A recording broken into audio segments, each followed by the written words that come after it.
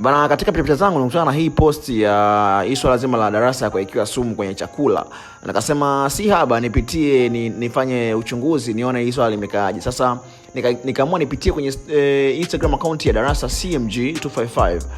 Nikakutana na kupitia Insta story yake ameelezea kwa kina swala ambalo limemkuta. So kupitia Insta story yake amesema kwamba watu tuzidishe umakini sana. Maisha yanazidi kuwa katikati ya hatari nyingi. Leo saa 10 alfajiri nilikuwa karibu kupoteza maisha yangu kwa sababu ya chakula tu. Namshukuru Mungu na washukuru wauguzi na daktari kwa kuchukua tatizo kwa uzito na kulituliza kwa wakati.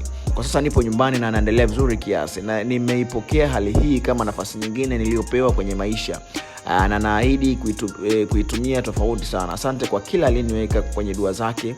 Asante kwa kila anayejali popote ulipo. Upendo wenu ninauthamini sana. Nikipata nguvu kidogo tu leo au kesho nitakuwa studio siku nzima. Alhamdulillah kwa nafasi nyingine ya kuendelea kuishi. So huo ni ujumbe ambao ameutoa Darasa kupitia Insta story yake kueleza namna gani ambavyo tukio zima lilivyokuwa. Ingawa hakuzungumza kiundani ni kitu gani ambacho kimemfuata, lakini kwa kawaida tu ameeleza kwamba aliwekewa sumu kwenye chakula, alafu mwisho wa siku aliwaishwa hospitali pamoja na kuhakikisha kwamba afya yake inarejea kama kawaida. So maswali mengi watu wamejiuliza kwamba hiyo sumu aliwekewa akiwa nyumbani, akiwa hotelini au akiwa wapi? Lakini pia mida ambayo amewekewa hiyo sumu na kuwaishwa hospitali, kwa sababu saa ambayo anaeleza hapa ni saa 10 alfajiri, yani ni asubuhi sana, unaweza kusema ni usiku mwingi sana tukio kutokea. So huenda kama mshikaji alikuwa kwenye show za mikoani au alikuwa kwenye performance sehemu fulani, basi ndio tukio hili limetokea. Lakini all in all tushukuru Mungu kwa sababu